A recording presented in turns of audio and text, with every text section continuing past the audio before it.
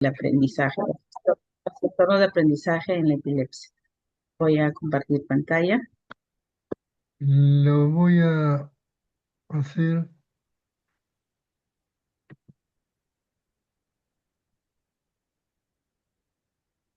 Ya está, doctora.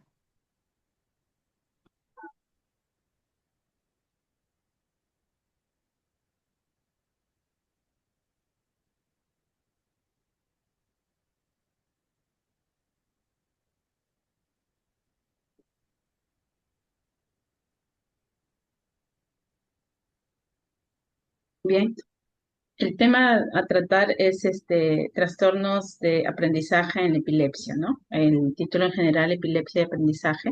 Se tomó este tema porque es muy importante, es un tema de consulta muy frecuente hoy en día en los niños que tienen epilepsia, ¿no? Que debutan o presentan trastornos de aprendizaje y hay muchas dudas sobre ello y, bueno, muchas interrogantes y que todavía están en estudio, ¿no? Algunas ya están aclaradas, pero todavía se sigue investigando.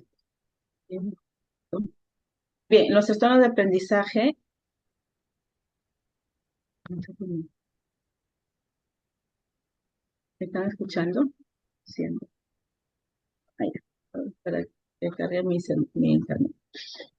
Los trastornos de aprendizaje interfieren significativamente con el rendimiento académico o con las actividades diarias, ¿no? Que se requieren, ¿no? Como las habilidades de lectura, escritura o matemáticas en sujetos que tienen un coeficiente intelectual normal, ¿no?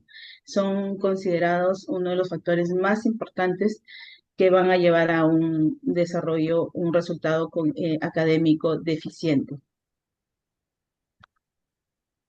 Estos en los niños con epilepsia son más frecuentes que en la población general, ¿no? E incluso se observa en niños que tienen un coeficiente intelectual dentro de rangos normales, ¿no? Porque hablar de discapacidad intelectual ya es otro tema. La epilepsia infantil conlleva un riesgo significativo tanto de problemas cognitivos y conductuales, ¿no? Estos presentan frecuentes trastornos de atención, ¿no? Eh, que va a afectar primordialmente los mecanismos de atención sostenida y además también si es que hay una epilepsia de tipo descargas durante el sueño, también se evidencia que hay efecto negativo en la atención selectiva o dividida, ¿no? Son diversas variables que pueden influir en el resultado cognitivo en niños con epilepsia, ¿no? Es como un iceberg, solamente vemos el deterioro cognitivo visible, pero las etiologías pueden ser múltiples, los factores es multifactorial, ¿no? Empezando por el cuadro genético de fondo, el tipo de anomalía genética que conlleva de repente su síndrome epiléptico o no, los tipos de convulsiones, ¿no? Mencionó por ahí el doctor, por ejemplo, Lennox-Gastaut o sin epilepsia temporal, epilepsia ausencia u otros tipos de epilepsia, va a condicionar los cuadros que tienen impacto negativo en el aprendizaje. La frecuencia de las crisis, la duración en sí, ¿no? Y los fármacos antiepilépticos son algunas de estas variables que van a conllevar al deterioro cognitivo, que se tienen que investigar y en algunas, bueno, es mucho más difícil porque son factores multifactoriales, no solamente es esto, sino también el factor ambiental, ¿no? Que vamos a ver más adelante. Eh,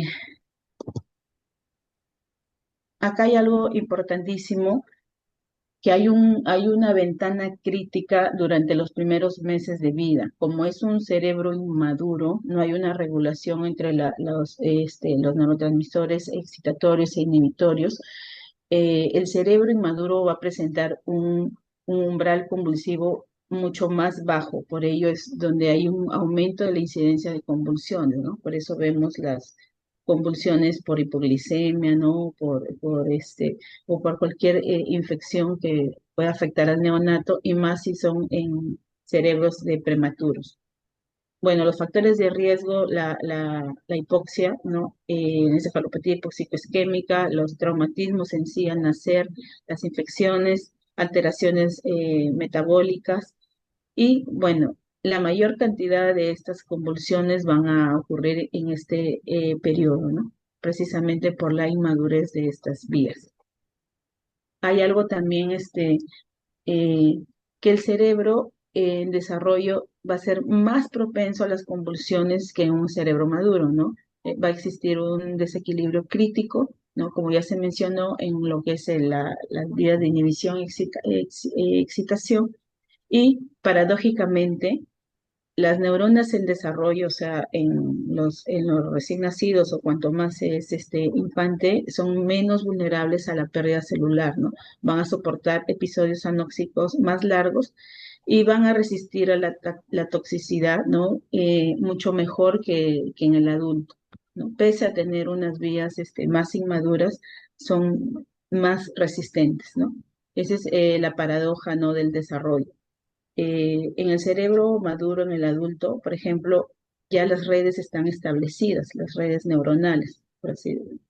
Y ante un estatus epiléptico, por ejemplo, va a existir una muerte celular masiva, ¿no? También dependiendo del tiempo que se pueda dar y, bueno, la etiología en sí. En cambio, en el cerebro inmaduro infantil, justamente estas redes neuronales están dinámicas todavía en construcción. Entonces, se ha evidenciado en estudios experimentales animales que hay resistencia a la muerte celular, ¿no? Sin embargo, va a ser más predisponente para la reorganización sináptica aberrante, ¿no? O sea, las vías están eh, con una reprogramación anormal, ¿no? Por eso se llama una reorganización aberrante. La ausencia de daño estructural visible no va a implicar eh, necesariamente que no haya daño, ¿no? Que sea no. Por ejemplo, en estos estudios de ratas, en un cerebro inmaduro de 10 días, vieron, ¿no? La estructura intacta, pues, sometido a un cuadro de estatus epiléptico, pero en un animal ya adulto se observó que había pérdida celular, ¿no? Entonces, es lo que desencadena esclerosis, muerte neuronal, ¿no? Entonces, aquí se ve que el cerebro inmaduro va a resistir la muerte celular que en sí puede devastar al adulto, ¿no? Es lo que se estaba mencionando anteriormente. Existe un recableado sináptico, hay una neurogénesis alterada, ¿no? Los axones van a crecer, ¿no? Hacia lugares incorrectos, se van a crear circuitos excitatorios recurrentes, anómalos, ¿no? Entonces, las crisis en sí van a intervenir a una nueva reorganización y, bueno, en una construcción de estos planos, de estas redes neuronales anormales. La epileptogénesis recapitula la ontogénesis, ¿no? O sea, acá se menciona que las crisis van a secuestrar los mecanismos de plasticidad destinados al aprendizaje y el desarrollo, justamente porque hay una construcción o una reorganización anormal que se observa, ¿no? Si bien no hay una muerte neuronal como tal o hay esclerosis, pero hay un impacto negativo en la reorganización de las vías, ¿no?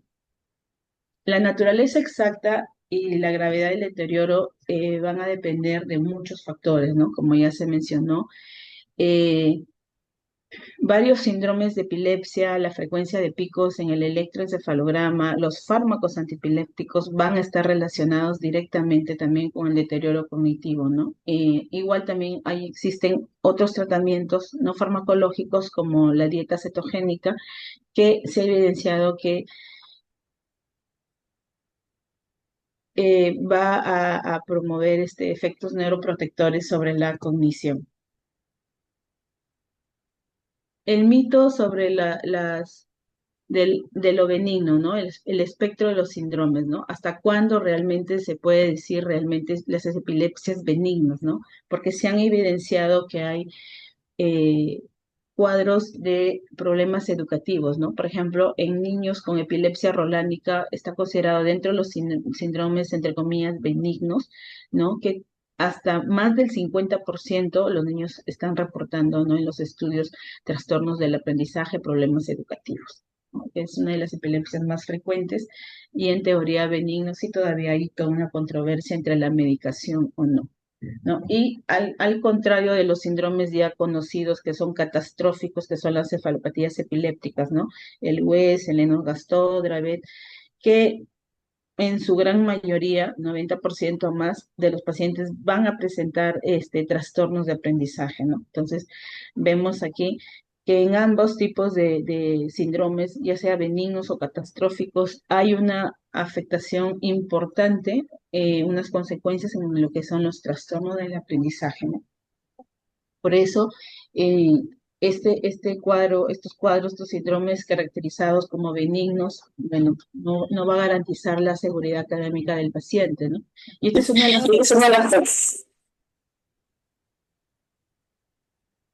y esto es una de las, y esta es una de las consultas, ¿no? O que nos cuesta a veces explicar en la consulta, el por qué estos pacientes, ¿no? Con estas epilepsias, estos síndromes benignos, los niños tienen tanto problema en el aprendizaje, ¿no? Hay personas que están tomando tratamiento, hay otros que no, pero esa es una de las consultas, como se menciona, las más, los efectos que están, o la comorbilidad más frecuente.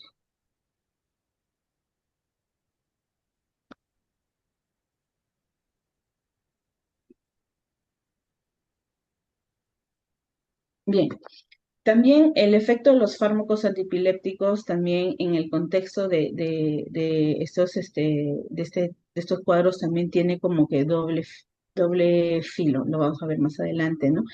Por un lado, van a reducir la carga convulsiva, ¿no? Y por tanto, en teoría, también mejorar la función cognitiva, pero también hay ciertos medicamentos o un gran grupo de medicamentos que también van a afectar significativamente el tema del aprendizaje, ¿no? O sea, por un lado se controlan las crisis y por otro lado también están los efectos adversos o indeseados, ¿no? Como se mencionó, el bajo rendimiento es una de las mayores complicaciones en el niño con epilepsia, ¿no? Lo que más se evidencia, ¿no? ¿no? Por ejemplo, acá el éxito clínico, lo que se ve en la frecuencia de la crisis, aparentemente todo bien, pero la otra parte es el rendimiento escolar, ¿no? Que a veces es muy frecuente que los niños lo presentan, ¿no? Por eso es esta como paradoja, ¿no? Incluso sin problemas previos, los niños con epilepsia básicamente presentan un deterioro significativo en lo que es atención, concentración y, bueno, la memoria inmediata y remota. Acá un esquema de la eficacia y riesgo de los efectos secundarios de los anticonvulsivantes, ¿no? Por este lado se evidencia las dosis de los medicamentos, la eficacia en el control de las crisis y en esta línea roja lo que es los eventos adversos dependiente de la dosis, ¿no? Por ejemplo, a mayor dosis, ¿no? Va a llegar a un determinado punto en que hay una gran eficacia en el control de las crisis convulsivas, ¿no? Pero por ejemplo, acá ya se observa ya un incremento de los eventos adversos, ¿no? Entonces, si bien acá seguimos probablemente aumentando las dosis para lograr mayor efecto, va a llegar un punto en la cual que por más dosis que se incrementa, ya no va a haber mucho control en lo que es en el tema de las convulsiones, de las crisis epilépticas. Sin embargo, hay un incremento notable de lo que son los eventos adversos, ¿no? Entonces, eso es una de lo que debemos ser muy conscientes, muy precavidos en el momento que damos los medicamentos antiepilépticos a los pacientes, ¿no? A los niños, ver este tema del aprendizaje y, bueno, la comorbilidad y ver las dosis, ¿no? En su gran medida, ver la que tenga menos eventos adversos y en las dosis que pueda, digamos, disminuir en lo posible esto. Acá como se menciona, ¿no? Tiene el riesgo el beneficio como también el riesgo o la toxicidad, ¿no?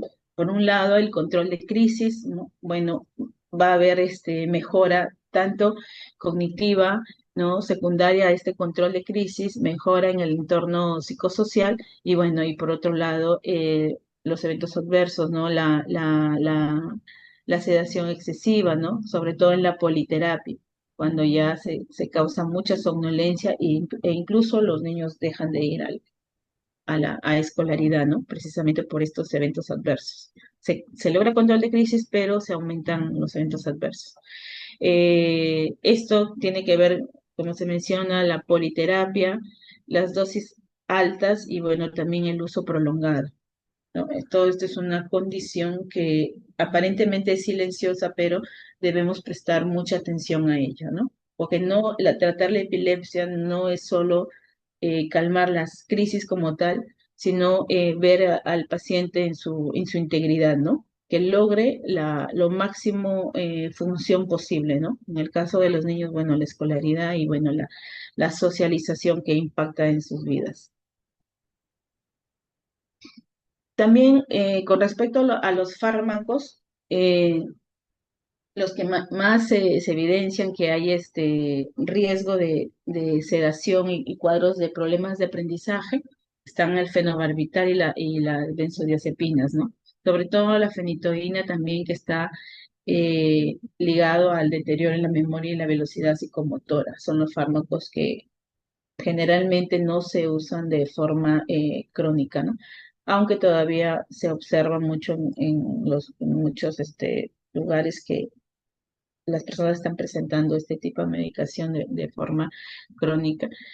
Y bueno, lo otro también es como la epilepsia dentro de los trastornos de aprendizaje también está asociado a lo que es el TDAH, trastorno por déficit de atención e hiperactividad que también va a tener un impacto negativo en el aprendizaje. Hay cierta cantidad de niños que tienen también además esta comorbilidad. Entonces, el uso del metilfenidato, ¿no? Que es el medicamento de elección, que es que ya se ha demostrado que es seguro y no van a aumentar el control, no van a disminuir o digamos la eficacia de los antiepilépticos y bueno, van a en teoría mejorar estos síntomas del déficit de atención, ¿no? Bueno, el bajo rendimiento escolar, ¿no? Como se mencionó, no todo es solamente las causas que ya se evidenció, también hay otros problemas, ¿no? En sí que van a impactar en el tema del aprendizaje, ¿no? Y acá tenemos también los problemas psicosociales, ¿no? O ambiental, ¿no? También tenemos que las personas con epilepsia muchas veces tienen muy pocas oportunidades, ¿no? De aprendizaje, no hay escolaridad adecuada para muchos niños, entonces están como relegados. De por sí también la baja autoestima que estos niños puedan tener, ¿no? Y a veces este estigma, ¿no? Que va a ser que va a demostrar en las expectativas reducidas, ¿no? Hay todavía mucha ignorancia al respecto de esto, a veces en el sector educación, donde creen que porque el niño tiene epilepsia, automáticamente este niño no va a aprender, ¿no? Entonces es como que una sentencia anticipada, ¿no? Como que ya no hay mayor expectativa y tampoco hay mayor estimulación. Entonces, eso también es un factor que no depende de lo que ya se comentó con los medicamentos, con las crisis, sino ya viene ya un problema psicosocial agregado y que también en gran manera va a influir, ¿no? Para que el niño también aumente estos trastornos del aprendizaje, ¿no? Bueno, como ya se mencionó, el trastorno de atención y comportamiento, y bueno, discapacidades específicas, ¿no? Lectura, escritura, matemáticas, ¿no? Como la dislexia que también a veces pueden tener los niños, ¿no? El factor humano, como se mencionó, el estigma, ¿no? Miedo a la epilepsia, genera más problemas de aprendizaje.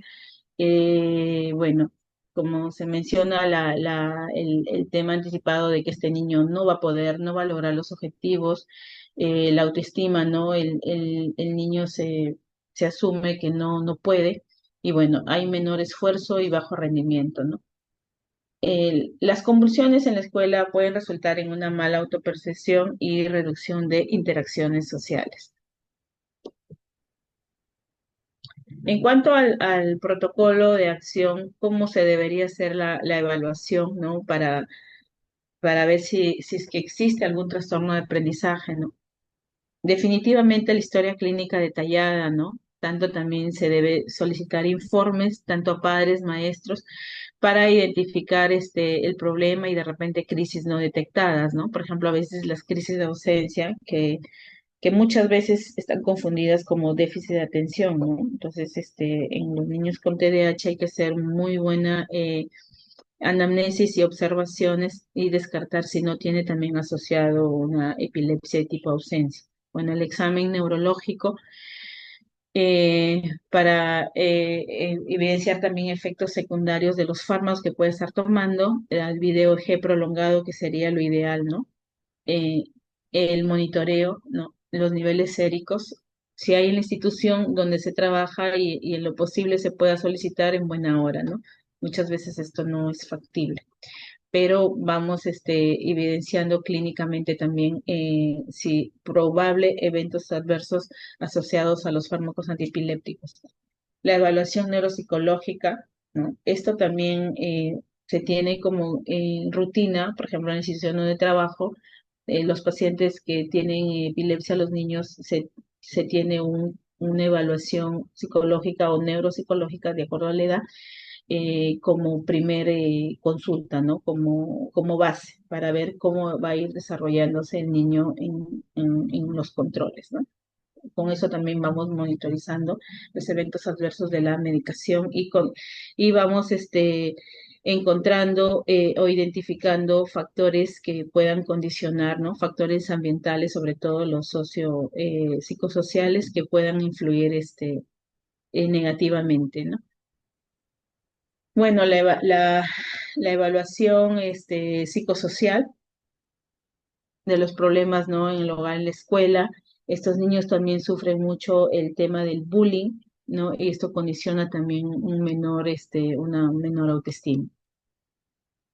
Dentro de las conclusiones, el deterioro cognitivo en niños con epilepsia debe evaluarse, diagnosticarse y tratarse adecuadamente, ya que puede afectar el rendimiento académico y la calidad de vida de los pacientes y sus familias. Las comorbilidades cognitivas son más frecuentes en niños con epilepsia que en la población general y los factores de riesgo para el deterioro cognitivo son la etiología, síndrome subyacente, la recurrencia de las convulsiones, la medicación anticonvulsivante y las anomalías interictales, ¿no? La bibliografía y bueno, muchas gracias.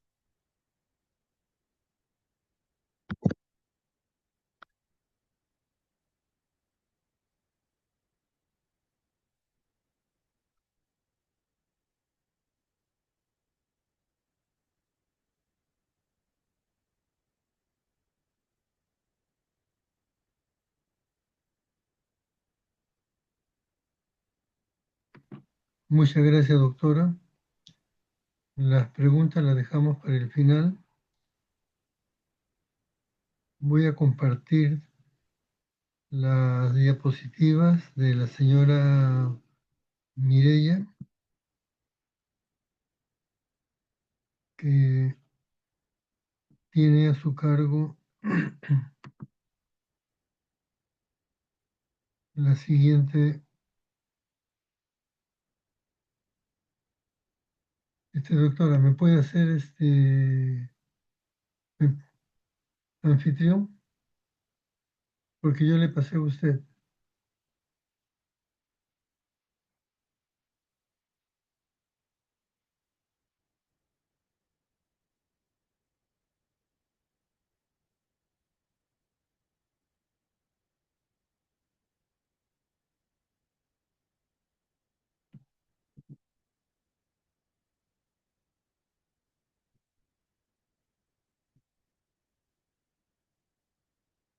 Listo.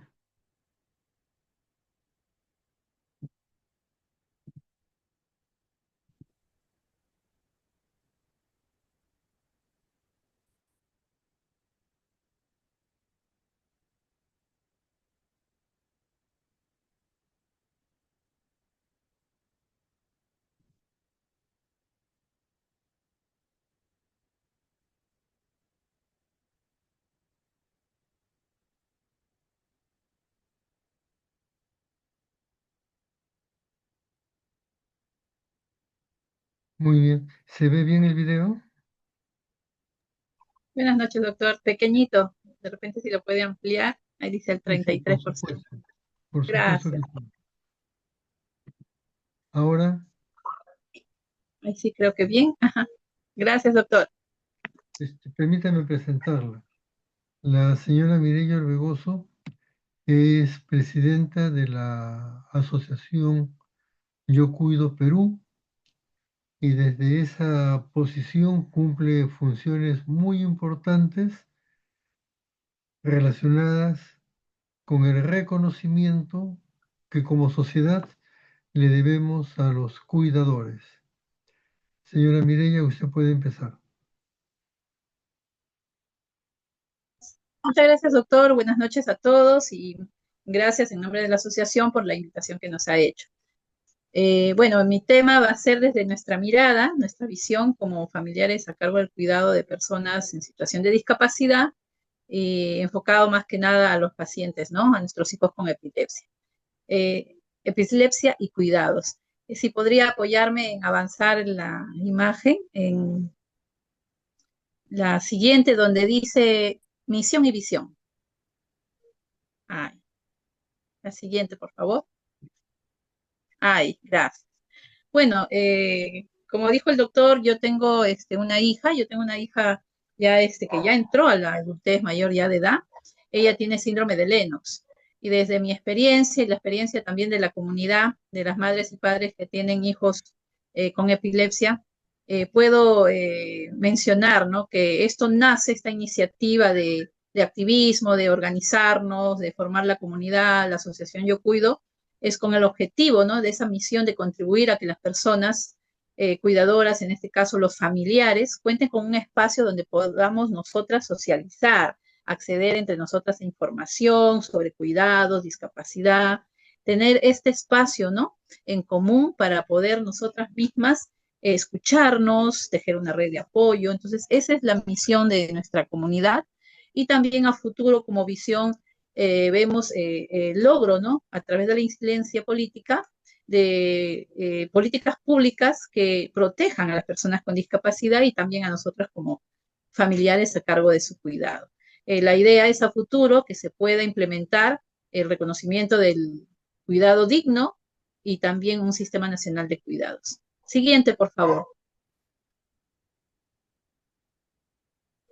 Entonces, desde nuestra experiencia, nuestra mirada, ya que en su mayoría de nuestra comunidad somos madres, ¿no? Las que estamos a cargo 24/7, como decimos nosotras, del cuidado de nuestros hijos, en este caso con epilepsia, bueno, prácticamente lo que nuestros hijos viven en el día a día, nosotros se extiende también a nosotras, ¿no? Perdón, voy a apagar mi camarita porque se me pone un poquito lento acá. Ya. Entonces, como familiares vivimos una realidad bien cruda, ¿no? Y actualmente sabemos que en todos los sectores hay una crisis muy, muy grande, ¿no? En el sector salud, sector educación y demás. Entonces, como familiares, ¿qué es prácticamente lo que nosotros vivimos el día a día? Las barreras que tenemos como familiares a cargo del cuidado, ¿no? Una de ellas, que nuestros hijos lo viven, entonces acá vamos a hablar más que nada de la experiencia en sí que hemos pasado, que he podido recopilar de las experiencias de mis miembros y de otras madres, de otras organizaciones también, que así como nuestros hijos viven el estigma por tener epilepsia, la discriminación en distintos sectores, nosotras también lo tenemos, ¿no? Lo vivimos igualmente. Nosotras nos hacemos cargo del cuidado de ellos y como decimos nosotras siempre, nos hacemos cargo y damos cuidados muy intensos y extensos y hasta especializados, porque hay situaciones en que hasta tenemos que hacer el rol también de enfermeras, ¿no? Aprender a poder atenderlos, una inyección, aquellos que están postrados, aquellos que están hospitalizados. Entonces, toda esa situación prácticamente estamos llenas de barreras para poder lograr una mejor calidad de vida, no solamente para nuestros hijos, sino también para nosotros. Entonces, enfrentar el estigma diariamente, la discriminación contra las personas con epilepsia por la falta de información y conocimiento.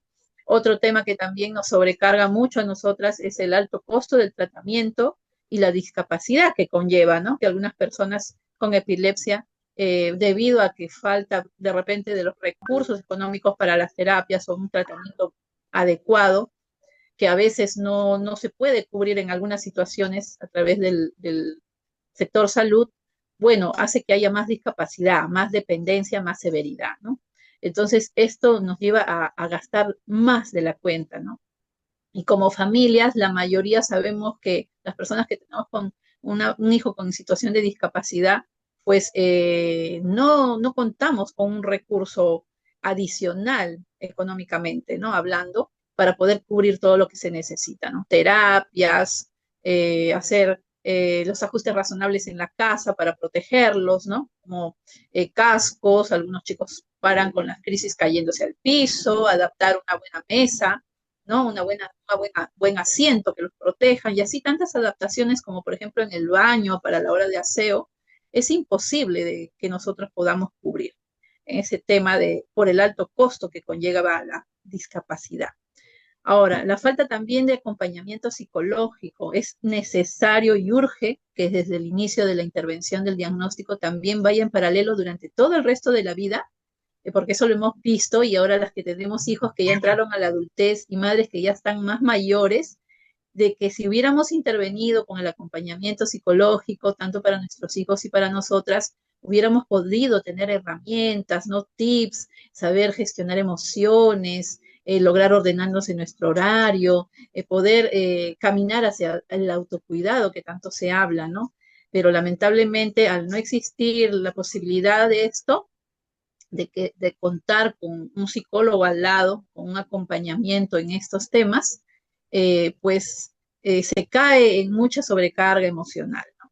Otro tema también que entramos, siguiente por favor, siguiente imagen por favor, es sobre la sobrecarga del trabajo de cuidado que realizamos. Mayormente nos encargamos en las familias con un hijo con discapacidad, generalmente cae la responsabilidad del trabajo de cuidados en una sola persona, ¿no? Entonces, cuando no hay, digamos, una dinámica de que todos en la familia, los miembros de la familia puedan entender los roles distintos que deben cumplir, de que todos son responsables de cuidar a esta persona con discapacidad, de atenderla, de apoyarla, pues a veces uno se sobrecarga. Entonces tenemos muchas madres sobrecargadas emocionalmente, con ya dolencias físicas, los años van pasando. Entonces, ¿por qué? Porque son las únicas que cuidan, ¿no? Las únicas responsables. Entonces, a esto viene la falta del tiempo propio para poder nosotras acceder al autocuidado. Entonces, es muy importante también iniciar la concientización en las familias para que podamos delegar los cuidados, ¿no? A veces también cometemos el error de pensar que nosotras lo podemos hacer todo y somos las únicas que lo haremos bien. Y cuando no es así, ¿no? La pandemia ha visibilizado esta situación y hemos tenido experiencia de familias con personas con epilepsia y discapacidad en la que las mamás han partido debido al COVID. Y entonces han quedado estos chicos ya sin la madre, que era la cuidadora 24/7. Entonces el resto de la familia no sabían cómo cambiarle los pañales, cómo asearle, no sabían ni qué medicamentos, ni cómo hacer un trámite para la cita médica. Entonces esto perjudica a los chicos, ¿no? Entonces es necesario que esta responsabilidad de cuidados también se pueda empezar a hacer la concientización en las familias para repartir estas tareas. Así también las madres, los padres que sean cuidadores, puedan acceder a su tiempo libre y autocuidarse también ellos, ¿no? Mirando hacia el futuro. Otra barrera también que hay es todavía la falta de ajustes razonables para las personas con discapacidad, ¿no? El tema por ejemplo, lo que vivimos nosotras también, ¿no? El tema de la accesibilidad universal, el transporte, ¿no? Por ejemplo, para transportarles a las citas médicas, a sus talleres, a las terapias. Entonces, cuando no existe apoyos, no hay normas que protejan a las familias, a las personas con discapacidad, que promuevan la inclusión, es más tedioso, más sobrecargado. Y ahí es cuando muchas colapsan con el síndrome del cuidador, ¿no? Que se conoce, o el burnout, ¿no? Donde ya empiezan a sentir dolencias físicas, insomnio, problemas emocionales, ya no gestionan bien las emociones y eso es peligroso porque también existen familias y experiencias en las cuales ya empieza la violencia a mostrarse, ¿no? Ya no cuidas con esa paciencia, con ese cariño, ha habido y he visto casos que cuidan ya, pues, por decirlo, como una obligación y ya empieza a haber un cuidado que prácticamente no hay dignidad con la persona con discapacidad. Ese es otro tema también que hay que abordar en el tema de la salud mental, que es muy importante, ¿no? Siguiente, por favor.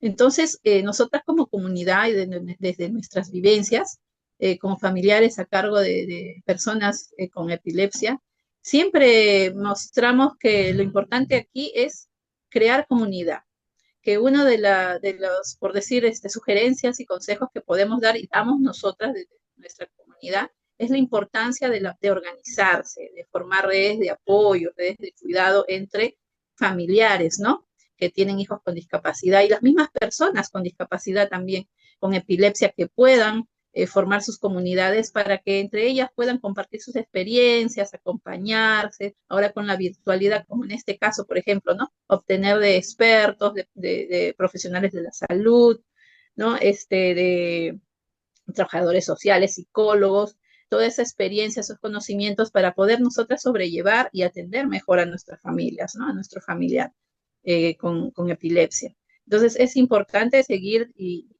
tener de lado a un psicólogo, un acompañamiento, ¿no? Y tener la información sobre el diagnóstico. Lo que dijo la doctora en su ponencia es muy cierto, ¿no? Hay fármacos que pues hay que ver el pro y contra, ¿no?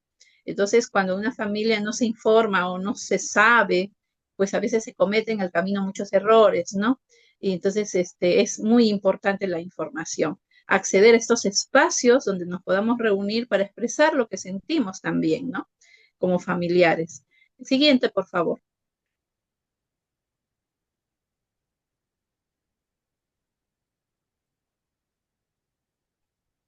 Entonces, como comunidad, nosotros también nos encargamos de hacer incidencia. Luego de que nosotros aprendemos el tema de la discapacidad, los derechos de nuestros hijos, qué es lo que queremos también nosotros, podemos nosotras socializar, organizarnos y trabajar, que es el objetivo, ¿no?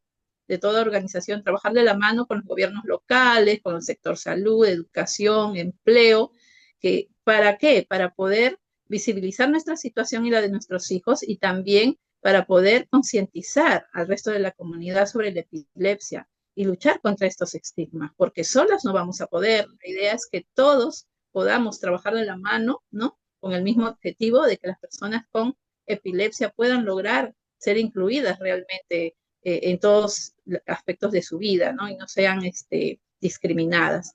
El Estado también es importante que nos garantice los derechos fundamentales a las personas con epilepsia y a nosotras como familiares, puesto que mayormente en las familias la que cuida es una mujer y en nuestro país hay muchas que son cabezas de hogar, son solas. Entonces, algunas que trabajan fuera también tienen muchos problemas con el tema laboral. Por eso es importante también hacer la incidencia en las licencias laborales, porque todo lo que nosotras podamos sentir, hacer o cómo vivamos, también lo transmitimos a nuestros hijos. Y ese también es muy delicado, ¿no? Nuestros hijos necesitan, y nosotras lo hemos experimentado, espacios tranquilos, ¿no? Una vida tranquila, una vida donde no se sientan ellos maltratados ni cortados en sus derechos, ¿no? Para que estén estables, su medicación, un tratamiento multidisciplinario, abordarlos en todo aspecto, socializar con chicos de su misma edad. Entonces, las barreras que tenemos, que son muchas, pues lamentablemente hacen que los chicos por el mismo estrés, la ansiedad, a veces convulsionen más.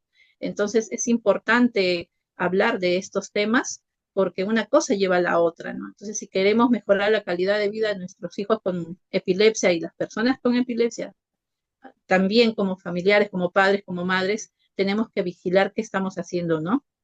Nosotros para poder contribuir a eso. Y recordar también que es importante que toda política pública que se cree debe llevar, reflejar la voz de quienes van a ser beneficiarios, ¿no? En este caso de las personas con epilepsia y de sus familias, ¿no? En estas demandas y pedidos. Y justamente bueno, no lo he puesto acá en la diapositiva, pero justamente como asociación y como mamás, como comunidad, nosotras tenemos un programa que poco a poco estamos lanzándolo con más fuerza, ya que también tenemos como organización barreras, porque somos madres pues con chicos con discapacidad y nuestros tiempos son bien complicados, el acceso a ingresos económicos también, pero dentro de todo lo que podemos incidir y hacer y organizarnos, tenemos un programa que se llama Corazón Púrpura, es para todas las personas con epilepsia, y dentro de ese programa tratamos de dar la información adecuada, hacer alianzas, ¿no? Con personal de salud, de distintos sectores para poder informarnos, acompañar a las familias, ¿no? Tenemos también una psicóloga, de tal forma de que podamos intervenir a través del año en 2 o 3 actividades o más a favor de los chicos, ¿no? También a veces buscamos padrinos, donaciones, entonces ahí vamos trabajando, y bueno, este programa que se llama, como les digo, Corazón Púrpura, es específicamente para aquellos que tienen epilepsia. Siguiente, por favor.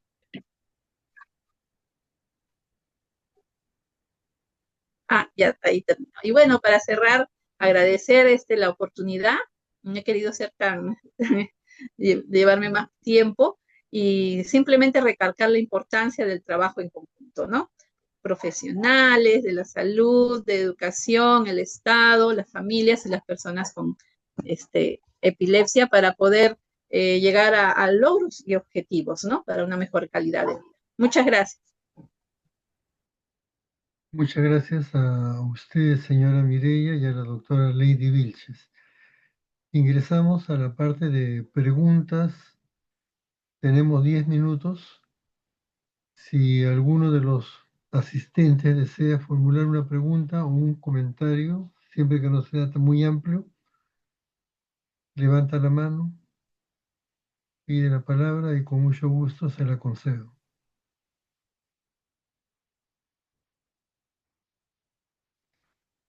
Sí, Francesca, diga usted. Buenas noches, muy agradecida por toda la información que se ha compartido, tanto a la doctora Lady como a la señora Mirela. Mi pregunta en este caso va para la señora Mirela, ya que mencionó un tema muy interesante que es en la parte pública este posible Sistema Nacional de Cuidadores y Cuidadoras. Si es que dentro de lo que usted conoce en su experiencia, ¿ha visto ya algún ejemplo en el caso peruano? Si es que hay algo que se haya implementado, no sé si nos podría comentar un poquito más de eso, por favor. Bueno, tenemos ya varios años en la incidencia sobre el tema del cuidado, y la idea es que se reconozca el derecho al cuidado digno, ¿no? Y se puede implementar un sistema nacional funcional de cuidados. Esto pues estaría a cargo del Ministerio de la Mujer. Bueno, ahorita se está contemplando otras opciones, usted sabe cómo está la situación política, y ya tenemos varios proyectos de ley, ¿no? Que se ha hecho a través de estos años. Ahora actualmente ha salido 2 más, y bueno, también ya hay la ley de las personas adultas mayores, ¿no? Entonces, el tema es que a través de este sistema, el objetivo es que a través de este sistema se pueda articular todas las instituciones competentes para el tema de cuidados, y ahora que estamos aumentando también el tema de los apoyos de las personas con discapacidad, ¿no? Porque lamentablemente a veces cada institución tiene su protocolo, su manera de trabajar, ¿no? Su presupuesto también, por ejemplo, los ministerios, ¿no? Entonces, todavía seguimos las familias sufriendo eso de que cuando queremos algo, sea en sector educación, salud, en el sector de justicia, por ejemplo, cuando pasa algo con los chicos, pensión de alimentos, o distintos sectores, cada uno tiene su manera de pensar, pero todos nos mandan a CONADIS. Entonces nadie articula uno con otro, ¿no? Todos a CONADIS, que resuelva CONADIS, porque, es discapacidad, es CONADIS, ¿no? Cuando realmente se debería trabajar en conjunto, ¿no? Todas las instituciones, ¿no? En este caso, nosotros estamos pidiendo que esté sector salud, educación, trabajo, justicia, Ministerio también de Economía y Finanzas, porque sin presupuesto no se puede implementar nada, ni un programa. Entonces, la idea es de que haya programas, servicios de cuidados y apoyos para las personas con discapacidad y también en el caso de los familiares a cargo del cuidado, que se extienda algunos beneficios de las personas con discapacidad hacia nosotras, ¿no? Por ejemplo, las que trabajan fuera, licencias laborales, también estamos solicitando servicios de cuidado, así como hay cuna más, ¿no? Para discapacidad no hay nada. Entonces, solamente hay ciertos albergues, los CARS, ¿no? Para chicos que no tienen un familiar. Pero para el resto, por ejemplo, que ya pasados los 20 años, pues ya no hay educación para ellos.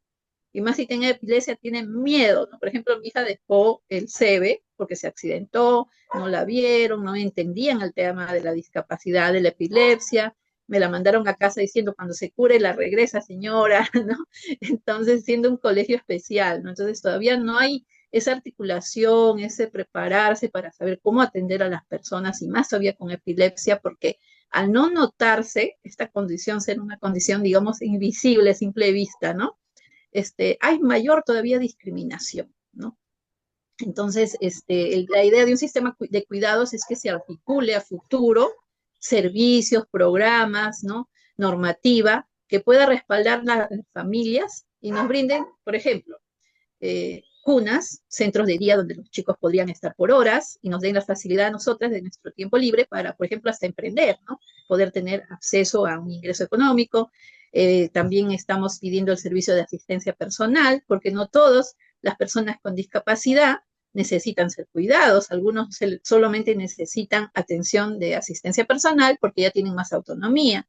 Entonces, es un tema bien amplio, en eso estamos y bueno, ahorita estamos en mesas de trabajo con la Comisión de Constitución que tiene los proyectos de ley. Muchas gracias, señora Mireya. La señora María Vela.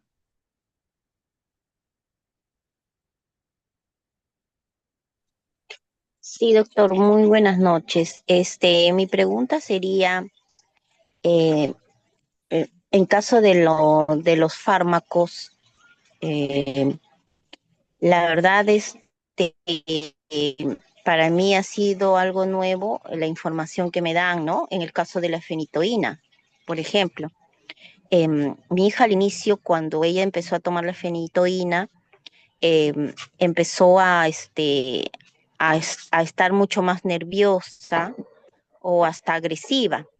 Entonces, yo voy por ese tema donde el neurólogo y el neurólogo me cambia recién ahí otra pastilla, ¿no? Entonces, y con esa ha ido mejor, pero imagínese si yo no hubiera de repente notado esa situación, eh, hasta la fecha estaría con la fenitoína y mi niña ya tiene 28 años.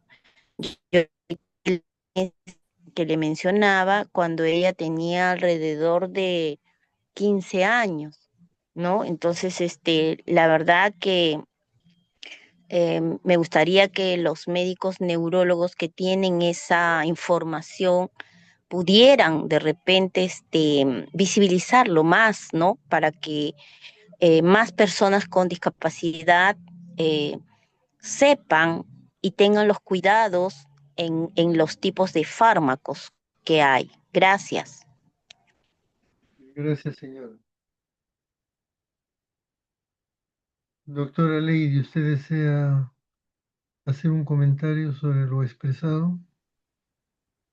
Sí, doctor. Bueno, lo que menciona la señora es muy cierto, ¿no? O sea, su pedido, también me uno el pedido, que más profesionales informemos sobre estos eventos, ¿no? A veces los medicamentos pueden ser muy buenos, pueden ser muy indicados para los tipos de crisis epilépticas que tiene determinado paciente, pero el organismo es distinto cada uno, ¿no?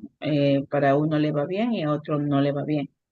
Entonces, siempre como médicos informemos durante la consulta los eventos probables, ¿no? Que si usted, por ejemplo, ¿no? Si usted mamita o papá ve alguna condición de esto, podría ser la medicación, ¿no? Y en lo posible retirarlo o nos busca, ¿no? Para poder cambiarle de, bueno, es la práctica que yo hago, ¿no? Generalmente Cuando indico tratamiento, se explica los probables eventos adversos, lo que se espera del medicamento, ¿no? Si, si ve algo que es probable evento adverso, que lo suspenda y nos busque cuanto antes, ¿no? Para darle otro tratamiento que mejor se adecue al paciente, ¿no? Pero también es cierto que hay ciertos medicamentos que son como que causan efectos transitorios, ¿no?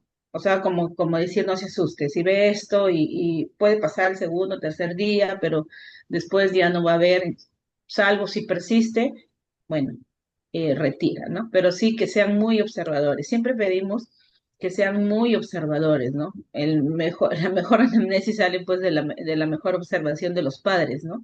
Porque en neurología, como muchas especialidades, requiere de mucha anamnesis, ¿no? Tenemos que preguntar mucho.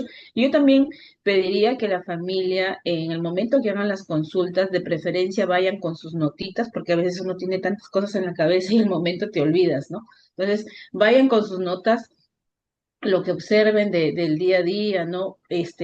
Como notas y cuando lleguen a la consulta, hagan las preguntas correspondientes, ¿no? Entonces, como médicos nos da mucho gusto cuando la familia se informa, ¿no? Se informa de manera, pues, correcta, ¿no?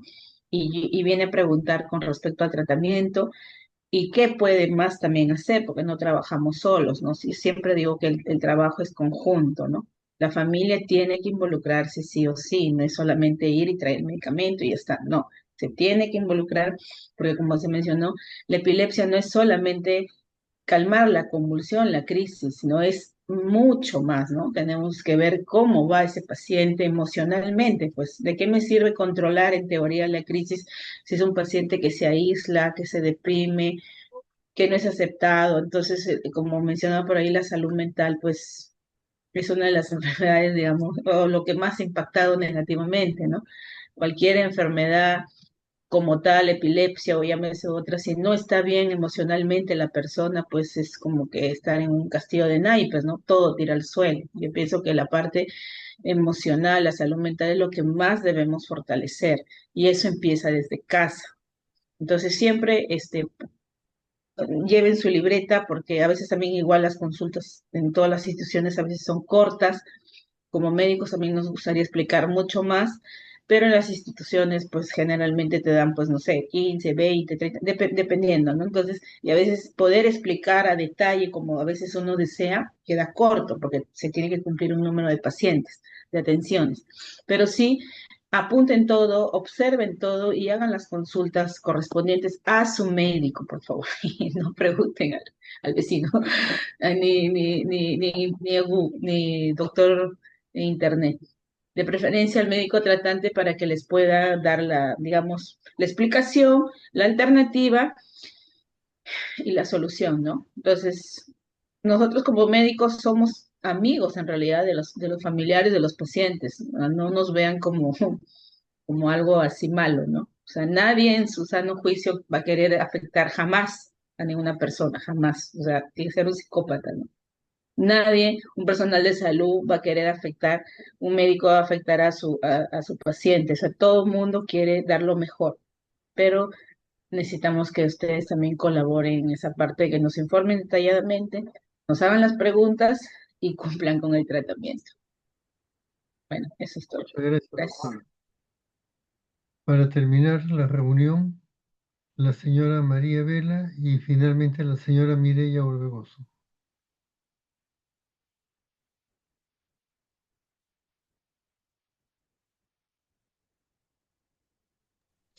Doctor, disculpe, yo ya intervine preguntando sobre el fármaco de la fenitoína. De Gracias. acuerdo, de acuerdo, de acuerdo. Está. Entonces, la señora Loida Salazar y luego la señora Mireya Orbegoso. Buenas noches, ¿me escucha? Diga usted. Doctor, buenas noches. Bueno, primeramente agradecer por la información que nos brinda la doctora, el doctor, la señora Mireya. De mí mi pregunta es, yo a la edad de los 30 años, yo fui madre por segunda vez y tuve una niña. Y después de nacida mi hija, a los pocos días empecé a tener recaídas. Entonces, como veníamos después de pandemia en el año 2022, iba en emergencias, pensaban que era debilidad, estrés, ansiedad, por lo que lactaba mi hijita, todo.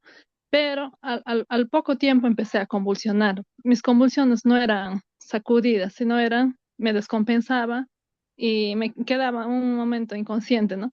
Ya, el caso es que un doctor al evaluarme ve el momento cuando tengo las convulsiones y dice, pues, es una epilepsia. Entonces me derivan, me saca un examen, un electroencefalograma y sí tengo ondas epilépticas. Yo inicié con el fármaco valproato, continuaba las crisis, entonces pasé de un neurólogo a otro neurólogo hasta que actualmente tomo levetiracetam de 500 en la mañana y en la noche. Actualmente se podría decir que estoy controlada, estoy bien. Mi pregunta es que a raíz de las pastillas, yo sí recuerdo que me he vuelto un poco ansiosa. Me ha cambiado conductualmente, pero poco a poco aprendí a conocerme. Sino que yo del año 2023 ya llevo un tratamiento casi para 3 años.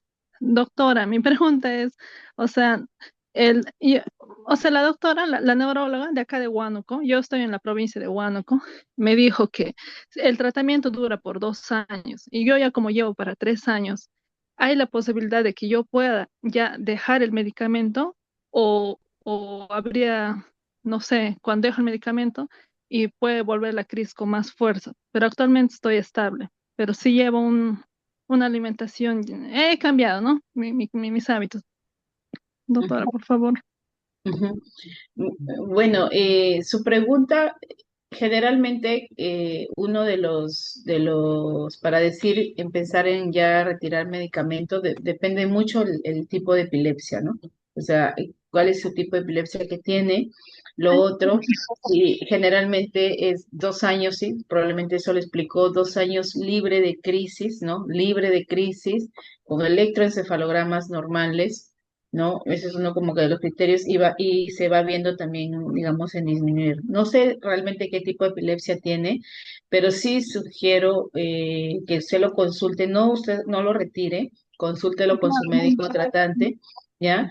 Y también menciónele eso del levetiracetam, porque también el levetiracetam, como usted dice que como que hubo un cambio, que se siente más nerviosa, algo, ¿no? Que podría ser también un evento del levetiracetam, consúltelo con su médico, ¿ya? O sea, no tengan temor, pregunten. O sea, a veces y yo siento eso, que las personas tienen miedo a preguntar. Pregunten porque esas son las consultas médicas. O sea, hagan sus preguntas, sus dudas para que el profesional les pueda explicar. Pero en teoría, o sea, probablemente sí, digo, no lo sé. O sea, Doctora, tendríamos que ver el tipo de epilepsia. ajá, mi epilepsia es focalizada en la parte de atrás. Ahí es. Ujú. Ajá, sino que ya voy para 3 años, ¿no? Pero estoy actualmente bien. O sea, yo misma ya como que, a Dios gracias, yo puedo hablar al inicio. Sí, pues tenía muchos problemas, incluso me había olvidado para escribir, incluso no podía, hasta llegué a desconocer a mi hija cuando tenía problemas para a veces conseguir las medicinas, todo, pero después ya fui conociendo, adaptando cómo es para conseguir las medicinas, porque a veces las citas no hay el servicio de neurología se llena rápido. Ahora a veces hay desabastecimiento de de los fármacos, de las medicinas, entonces, ¿cómo uno hace? Entonces, todo eso viendo, yo sí también trato de anotar todo en los días del periodo, en mi caso, en el periodo de la menstruación. También me di cuenta que me dolía la cabeza, estaba más irritable, tenía que dormir un poco más durante el día incluso, entonces todo eso aprendí a conocerme, ¿no? Sino que mi pregunta era, o voy a ser medicada de por vida, no sé, es un poquito Probablemente no, o sea, como le digo, sería un poquito irresponsable darle pues ya digamos, un veredicto final, ¿no? Porque no conozco el caso, se tendría que ver, pero igual también existen las referencias, ¿no? Como usted me imagino que está en un hospital Minsa, ¿no? ¿De Huánuco o es salud? No lo sé. No, el Ah, ya, parálisis, Minsa, ajá. Existen referencias y a veces hay teleconsultas virtuales y de repente a través de su hospital pueden hacer una referencia al hospital. Bueno, yo trabajo Ay, en Carrión. Ujú. ya, ya, doctora, gracias. Suerte. Señora Mireya.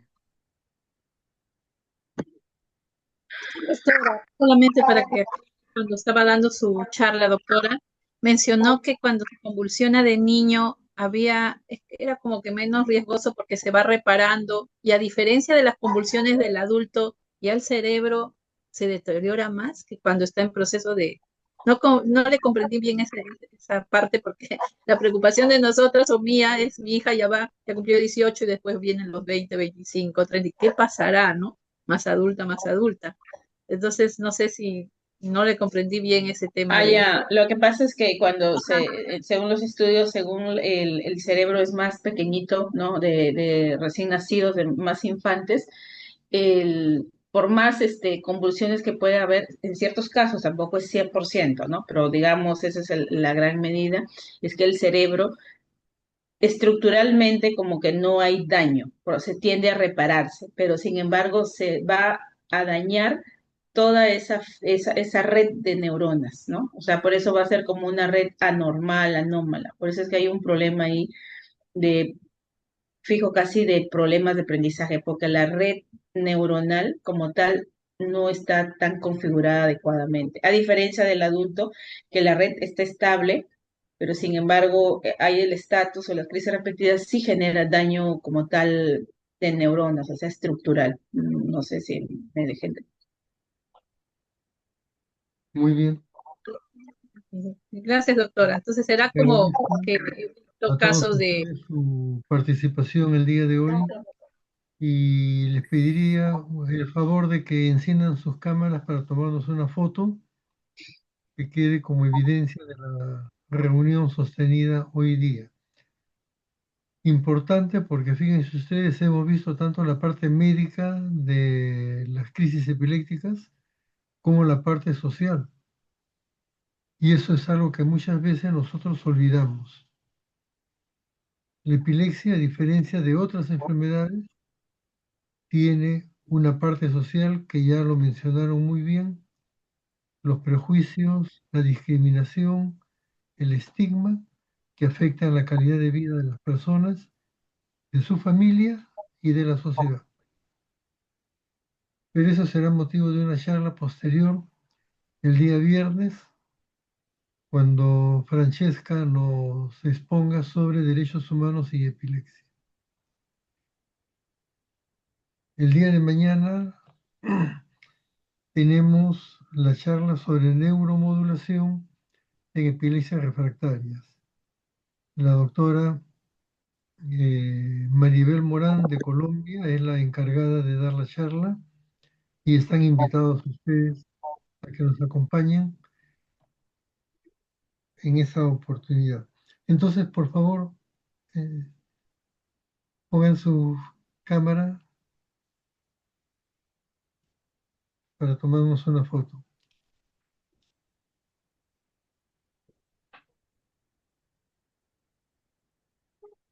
Doctora Galina, ¿no? ¿Por qué no pone su foto?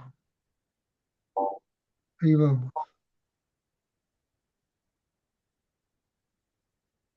Ok. Muchas gracias a todos ustedes. Que tengan buenas noches.